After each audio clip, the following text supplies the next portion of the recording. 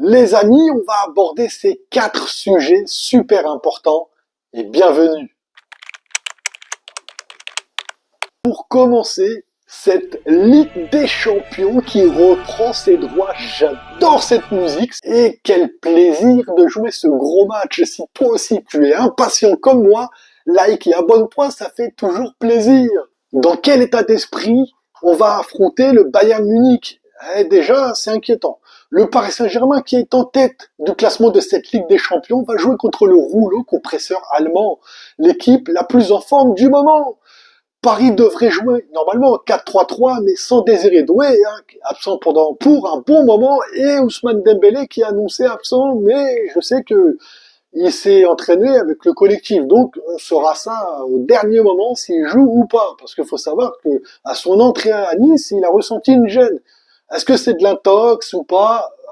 On verra quand ça va commencer. En tout cas, en défense, il y aura pas de surprise, on aurait la défense habituelle, et au milieu de terrain, il y aurait Fabien Ruiz, Vitinha et Joao Neves. Mais c'est en attaque, les amis, sans Doué, et peut-être si Dembélé ne joue pas, ça va. Je dis pas qu'on n'a pas les joueurs pour les remplacer. Kvaratskhelia, c'est très bon.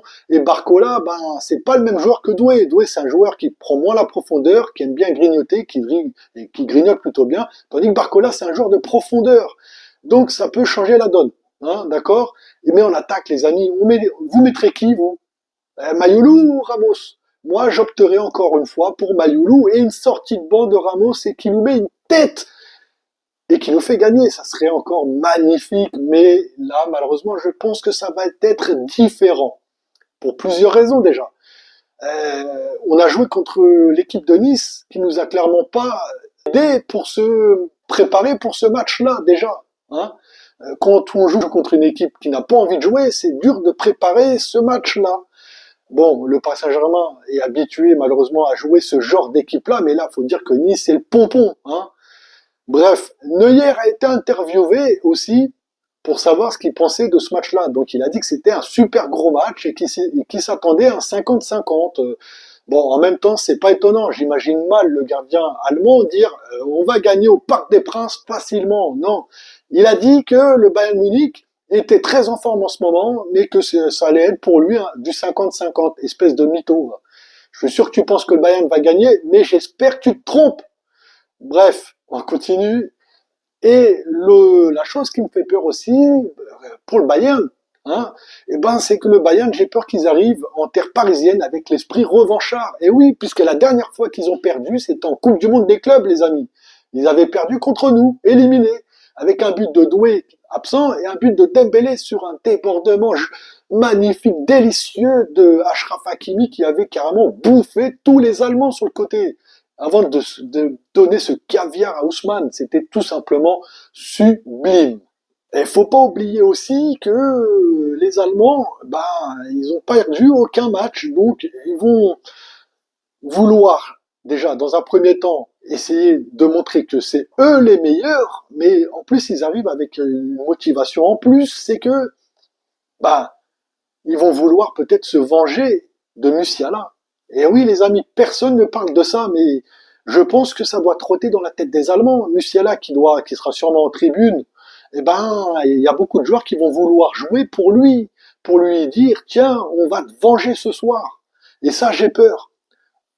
On a des joueurs pour répondre, mais je crains quand même parce que des joueurs absents, on n'est pas dans la meilleure des formes aussi. Et là, on va jouer vraiment contre le rouleau compresseur, l'équipe en forme du moment, clairement. Et là, j'ai peur. Défensivement, il n'y a rien à dire côté Bayern. Le goal, il est présent. Nous, Chevalier, c'est compliqué. Milieu de terrain et attaque, Bayern, c'est balèze. Et puis Harry Kane, qui est peut-être l'un des meilleurs attaquants actuellement. Donc, et puis sur les ailes, Luis Diaz et Olysée, c'est pas franchement des cadeaux. Donc, ça risque d'être très compliqué. Maintenant, je voudrais vous parler, les amis, d'un petit jeune qui est au Bayern, qui est en train de se faire sa place. C'est Karl. Je sais pas si vous l'avez vu jouer ou pas, mais il me fait penser beaucoup à Kimmich. Je sais pas si vous avez vu ses débuts à Kimmich quand il a commencé au Bayern. T'as l'impression que c'est Karl. Pas au même poste, mais waouh, il doit avoir 17-18 ans. Et ce petit jeune, il est plein d'audace. Il est vraiment très beau à voir jouer et il a peur de rien. Et là, s'il le met titulaire contre Paris, attention les gars, attention, il va falloir faire attention parce que lui, il veut prouver aux anciens autour de lui qu'il est là. Il veut sa place et il va tout faire pour la gagner. Et quoi de mieux que ce match-là, justement, pour se montrer. Parce que toutes les équipes, là, tout le monde, tous les supporters, même les Marseillais, ils vont être là, regarder le match. Ils vont être les premiers à être les supporters pour le Bayern. Hein, Momo Eni. Et tu vas la casser, ta télé, tu vas la casser, j'en suis sûr. Ah, j'espère que Paris réussira quelque chose. Déjà, pour le championnat France, pour Paris et pour l'indice UEFA. Et oui, parce qu'on a un deuxième match qui va arriver juste après. Et bah, c'est l'AS Monaco, les amis. L'AS Monaco qui se déplace chez les Vikings en Norvège contre la meilleure équipe norvégienne, Bodo. Dans leur championnat, ils sont à presque la fin, hein. Ils sont à la 27e journée. Bodo est premier. Et Bodo est une équipe habituée à jouer les coupes européennes. Et c'est une équipe qui n'a peur de rien, puisque bah, c'est une équipe qui n'est pas donnée franchement gagnante dans rien du tout. Mais justement, de partir avec cet esprit-là, de je n'ai rien à perdre, c'est toujours dangereux. Parce que Monaco, c'est une équipe qui a joué, perdu contre une équipe promue, donc le Paris FC, et je suis inquiet. Pogba ne sera pas là encore une fois, mais c'est pas un problème. Logiquement, Monaco est censé gagner. C'est supérieur en tout point. Mais là, j'ai peur. Bodo, c'est une équipe qui a joué contre Tottenham et qui a très bien joué. C'est une équipe qui a battu l'AS Roma. Ils ont joué contre des grosses équipes et ils jouent bien, les gars. À chaque fois, ils sortent des bons matchs. Et là, pour eux, ça va être une belle opportunité, encore une fois, de gagner. Et en plus, ça va être important pour Monaco, ce match-là, parce que Bodo et Monaco, au classement, ils sont à 2 points tous les deux. Donc là, ça va compter, les gars, pour l'indice UEFA français, les monégasques. Il faut gagner, il faut aller, il faut gagner, il faut rapporter les 3 points, bordel. Et là, il faut l'efficacité, ball on good. Hein, il faut la mettre au fond. Il faut pas 4 ou 5 occasions. La première, c'est la bonne. Boum. Minamino, s'il te plaît, apporte ton expérience. Fais en sorte que ton équipe soit le leader. Et oui, les gars, vous n'avez pas remplacé Ben Seguir. Là, Akliouche, tu sens qu'il est il est moins bien en ce moment. Akliouche, on le sent un peu essoufflé, fatigué. Ben oui, mais vous n'avez pas remplacé aussi Ben Seguir. Faut pas s'étonner, les gars. Vous avez des bons joueurs. Bref, vous devez gagner ce match-là. Et les gars, on passe au troisième sujet. Un sujet important, un sujet qu'on doit parler. Parce que ce Titi parisien, il a peut-être mis un terme à sa carrière au Paris Saint-Germain. Peut-être même volontaire ou pas, mais en rejoignant la team Mbappé, il s'est clairement tiré une balle dans le pied. Et oui, pourquoi t'as fait ça, Mbappé? Et ça y est, tu fais un bon match contre le Barça, t'as mis par terre le Barça et Koundé, et après un ou deux matchs, ça y est, tu estimes que tu dois jouer plus de matchs et tous les matchs. Mais pourquoi tu fais ça? Donc, t'as préféré te débarrasser de tes agents pour signer et rejoindre la team Mbappé, ses représentants. Eh bien, c'est dommage parce que tout le monde le sait, tu dois le savoir aussi, que le PSG et Mbappé, ils sont en froid. Et ça, tout le monde le sait, tout le monde est censé le savoir. Et toi encore plus. Comment t'as pu faire ça? Alors, peut-être que c'est fait exprès ou pas, je comprends pas. Alors, si c'est fait exprès, c'est très malin de ta part. C'est peut-être pour éviter de dire j'ai envie de quitter le Paris Saint-Germain, j'ai envie de signer autre part. Eh ben non, toi tu préfères signer dans la team les représentants Mbappé. Alors, moi je pense que tu aurais peut-être pris le melon. Eh ben, Ibrahim, pourquoi t'as fait ça? Et réponds-moi en commentaire, lâche un petit like aussi en passant si tu vois la vidéo. Mais dis-moi, je comprends pas. Moi, franchement, je suis très déçu. J'avais beaucoup d'espoir en toi, même si d'autres jeunes sont très bons. Ton apparition contre le Barça était pour moi une confirmation. Je voyais en toi quelqu'un qui avait envie d'évoluer, de grandir avec le Paris Saint-Germain. Mais avec le coup bas que tu viens de nous faire, eh ben, là, tu viens de dire stop au Paris Saint-Germain. Alors peut-être qu'on te reverra sur d'autres matchs, je sais pas. Comment Luis Enrique, est-ce que les supérieurs vont lui dire stop, on va le vendre, ou est-ce que tu arriveras quand même à le faire jouer? Mais ça, franchement, c'est dur. C'est dur d'accepter, de se dire que tu n'auras pas pris le temps, t'as préféré, t'aurais pu prendre Sissoko comme agent, enfin, plein d'autres agents, mais tu as choisi de prendre le- pas le pire. Quoique, pour le PSG, c'est pire. Là, franchement, ce que tu as fait, c'est un coup de couteau. Et voilà, les amis, dites-moi en commentaire ce que vous en pensez. Est-ce que c'est une grosse perte pour le Paris Saint-Germain, puisque j'en suis sûr que il sera transféré. On peut pas garder un joueur qui fait un coup comme ça. Ça va créer des conflits, il va demander une augmentation d'argent, le président et la direction vont devoir rencontrer Faizia, la mère de Mbappé, enfin, ça va être que des problèmes. Donc, peut-être que c'était une astuce, hein. Pour moi, il a pris le melon après le Barça, et puis voilà, on lui a dit, tu dois maintenant jouer titulaire. Mais comment tu veux jouer titulaire devant un Doué, un Barcola, un Kvaratskhelia ou un Dembélé? C'est pas possible. Laisse-toi le temps. Regarde Zahir Emery.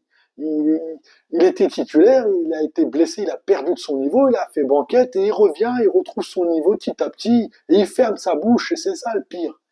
Et là, toi, tu laisses les gens, ton entourage dire que ça y est, tu dois jouer plus souvent. Et c'est quoi ça? Pourquoi t'as fait ça? Ah, je suis déçu. Mbaye, je suis déçu. Et c'est pour ça, on va pas perdre plus de temps. Dites-moi en commentaire ce que vous en pensez. Est-ce que pour vous c'est une déception de la manière dont il a agi, Mbaye? Est-ce qu'il a été mal entouré pour avoir agi comme ça? Est-ce que c'est réfléchi? En tout cas, beaucoup de questions. On n'aura probablement pas les réponses tout de suite. Et on passe au dernier sujet, les amis, et c'est en direction de l'Italie qu'on va aller, et plus précisément de la Juventus, parce que David et Zegrova ont fait un très mauvais choix. Et on commence tout de suite. Et donc David qui est parti en Italie, très mauvais choix. Et ben Jonathan David, le Canadien qui est parti gratuitement de Lille pour la Juventus, compte seulement un but et une passe décisive en 12 matchs. Le Canadien de 25 ans souhaitait absolument rejoindre un grand club, mais il a rejoint ce grand club puisque maintenant il fait banquette. Il voulait passer un cap, et ben on peut lui dire au revoir. Et oui, puisque la Juve et le Canadien sont ouverts pour une fin rapide à leur collaboration. Des contacts ont été noués avec Tottenham et le Bayern au vu d'un prêt. Et je pense que c'est mieux pour toi, parce que pourquoi t'es parti gratuitement de Lille à la Juve? Franchement, ton agent, il aurait pu te dire que c'était pas fait pour toi le championnat italien. Bon, de dire ça, c'est peut-être qu'au Milan ça aurait été mieux, mais à la Juve, c'est une équipe catastrophique, il y a tout à revoir. Igor Tudor, il te fait venir, il voulait pas, enfin, c'est nul. Franchement, les gars, quatrième sujet rapide. Je ne des choix de carrière. Ils sont entourés d'agents qui ne voient pas leurs joueurs. David, c'était plutôt un joueur pour le championnat anglais. Et aujourd'hui, tu as de la chance que Tottenham te veuille, puisque Matistel ne fait pas les affaires à Tottenham. Solanke, on le voit même plus. Et Richarlison, il joue plus à gauche que au centre. Puis quand il est au centre, le pauvre, il a perdu de son football. Hein. C'est plus le même qu'on avait vu à Everton à l'époque. Donc, tu as une chance de prouver si tu signes à Tottenham en prêt. Hein. Et c'est des malins, la Juve, quand même. Ils récupèrent très souvent des joueurs gratuitement pour les revendre. Ça, c'est malhonnête et j'aime pas ça du tout. Et c'est triste pour toi, David. Tu aurais dû rester à Lille où tu avais vraiment une équipe faite pour toi et où tu étais souvent le premier buteur de cette équipe-là. Mais aujourd'hui, tu n'es plus là. Igaman fait les affaires et les beaux jours de Lille. Et c'est regrettable pour toi. Mauvais choix de carrière. Voilà, dites-moi les amis ce que vous en pensez de David. Est-ce que vous avez apprécié sa période en France, à Lille? Et comment vous le trouvez aujourd'hui à la Juve? Est-ce que vous pensez qu'il va avoir une seconde chance? Et s'il signe à Tottenham, est-ce que vous le voyez s'intégrer dans le championnat anglais? Hein, voilà, tout plein de questions. J'attends vos réponses en commentaire. Moi, je vous dis à bientôt pour une prochaine vidéo. N'oublie pas un petit like, un petit abonnement, ça fait toujours plaisir et ça donne de la force. À bientôt pour une prochaine vidéo. Ouh.